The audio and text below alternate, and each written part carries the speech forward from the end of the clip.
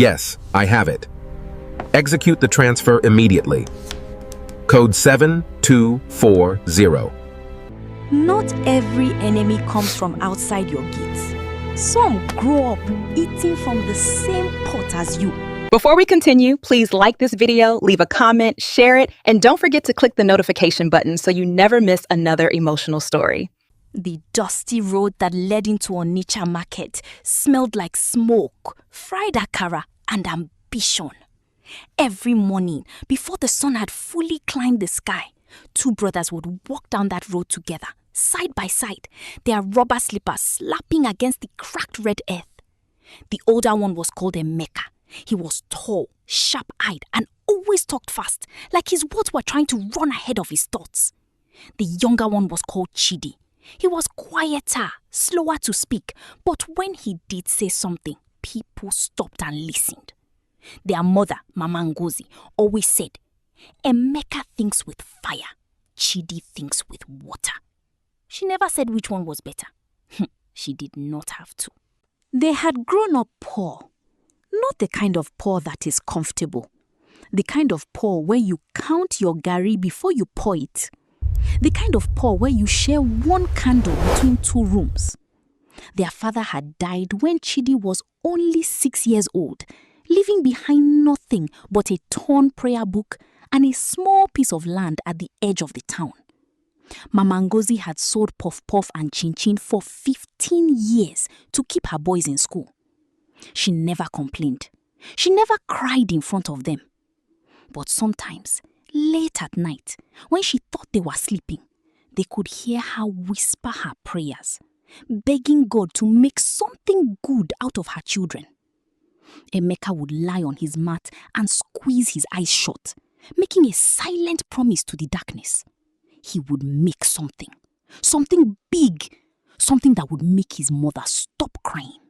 And so, when Emeka turned 28, he called his brother into the back room of their small house in Onitsha. He sat down on a wooden stool, put a folded piece of paper on the table, and said, I have a plan.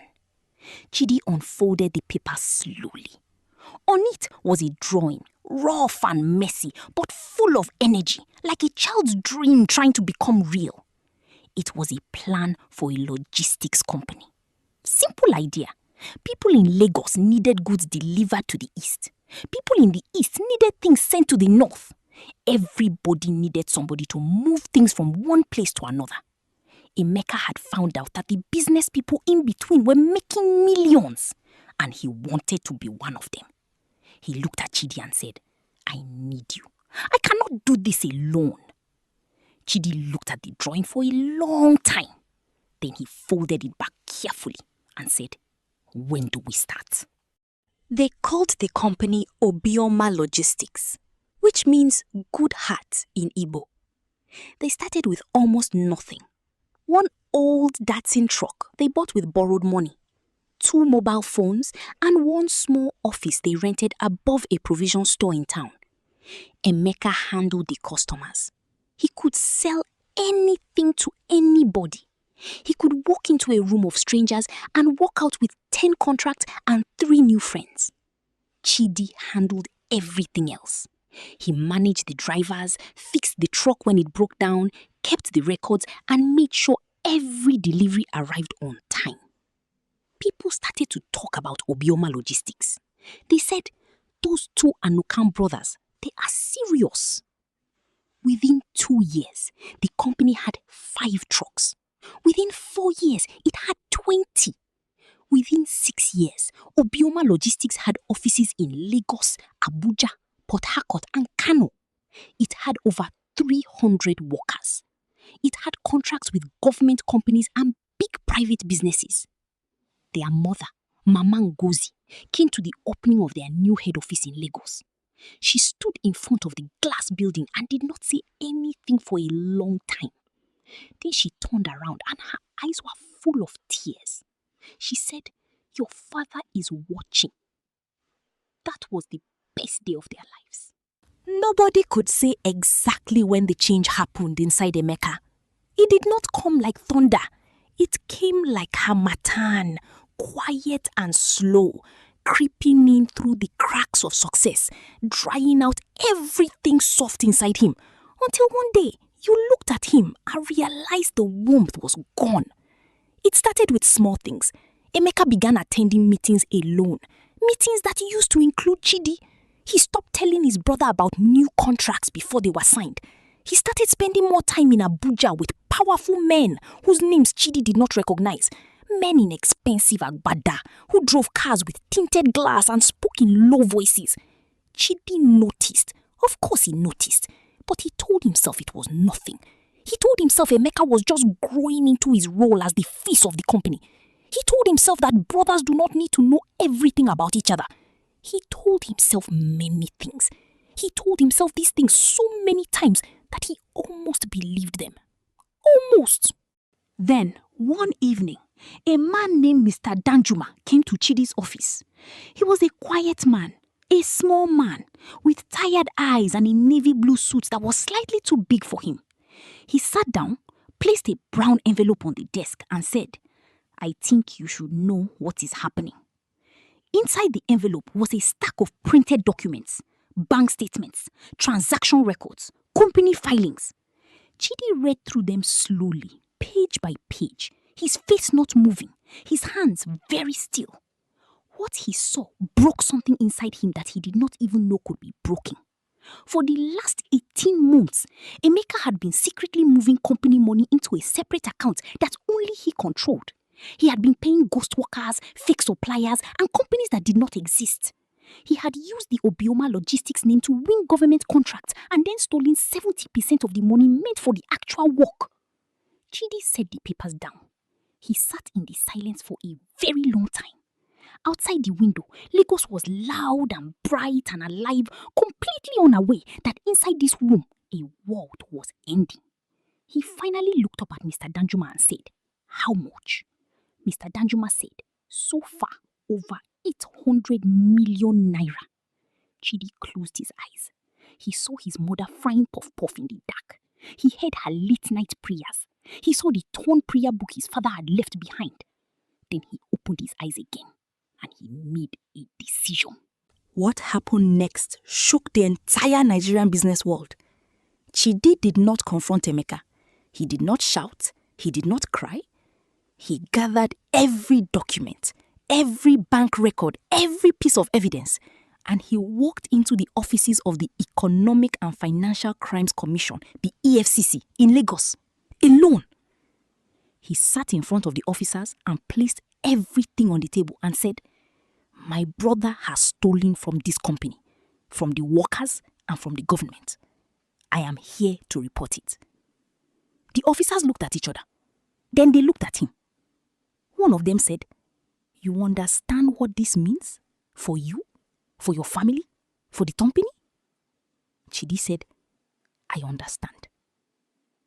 3 days later, at 7 o'clock in the morning, EFCC officers arrived at Emeka's house in Lekki Phase 1, a house with a swimming pool and a fountain at the gate, a house that Chidi had never been invited to visit. They came with papers and handcuffs. Emeka came to the door in his dressing gown. When he saw the officers, his face did not look afraid. It looked confused, like a man who had been so sure the rain would never reach him that he had forgotten what rain felt like. Then the officer said one name, softly, almost gently. He said, "Your brother." And in that moment, something happened to Emeka's face that no camera caught and no newspaper could describe. Something collapsed behind his eyes, quiet and final, like a wall falling in slow motion. They put him in the car. The gate of his beautiful house closed behind him. He did not look back. The court case lasted 14 months. Every week, a new horror came out in the newspapers. The stolen millions, the fake contracts, the ghost names on the payroll. The company's share value dropped to almost nothing. Banks called in their loans. Big clients left. Suppliers stopped delivering on credit. Workers went 3 months without salaries. Obioma Logistics, the dream that two boys had built from one broken truck and borrowed money, was falling apart in front of the whole country. And through all of it, Chidi came to work every single day. He sat in the office when the lights were cut off because the electricity bill had not been paid. He answered calls from angry clients in the dark by the light of his phone. He sold his own car to pay some workers their wages. He borrowed from friends, from old partners, from anyone who still believed in the Obioma name. People said he was foolish. People said the company was finished. People said he should walk away and let it die. But Chidi had made a promise. Not to Emeka, not to the company, but to something deeper, something old, something that sounded like his mother's voice praying in the dark. When the judge finally read the verdict on a rainy Thursday morning in Lagos, the courtroom was packed. Journalists filled 3 rows. Business people sat in their fine clothes, watching. Emeka stood in the dock in a simple white shirt, thinner than before, quieter than anyone had ever seen him. The judge's voice was calm and flat. Guilty on 11 counts of fraud, money laundering, and abuse of corporate trust. 15 years. The gavel came down. Outside the courtroom, it was raining hard, the kind of Lagos rain that makes traffic stop and turn streets into rivers. Chidi sat in his car in the car park and did not move for a long time. He was not happy. He did not feel like celebrating. He felt hollow, like a bottle that had been emptied of something it will never get back. But when the rain slowed down, he started the car. An old borrowed car. A car with a cracked dashboard and a window that did not close properly. And he drove back to the Obioma Logistics office. Because there was still work to do. The bankruptcy auction for the company assets was announced 6 weeks after the verdict. Emeka's frozen accounts, the trucks, the office buildings, the equipment, everything was to be sold off to pay the debts. Most people expected foreign investors to come and buy the pieces. Most people expected the Obioma name to disappear. But on the morning of the auction, a name appeared on the list of registered bidders that made every person in that room look up from their papers. The name was Chidi Anukam. He had spent 14 months quietly, carefully, patiently rebuilding relationships, calling in old favors, working with a small group of loyal investors who believed in him personally, not in the company name, in him. He had put together just enough. Not comfortably enough, just enough. The bidding was tense. There were 3 other serious buyers, including a South African logistics firm and a Lagos-based investment group with deep pockets. Every time someone raised their padu, Chidi raised his. His hands were steady. His face was calm. His heart was hammering so hard, he was sure the man beside him could hear it. Then finally, the last rival bidder set down his padu and shook his head. The auctioneer looked around the room once, twice. Then he brought down his hammer. Sold. Chidi Anukam had bought back his brother's ruins. He had bought back everything. 3 months later, Obioma Logistics was re-registered. New documents, new structure, but the same name. Because the name had always meant Chidi more than it had ever meant Emeka. On the day the new company officially opened, Mama Ngozi was there again, standing in front of the building. She was older now, slower. Her hair was fully grey, but her eyes were the same. She looked at her youngest son for a long time without speaking.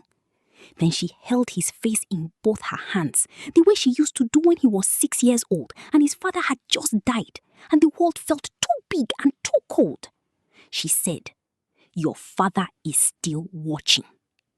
Chidi became CEO of the new Obioma Logistics on a Monday morning.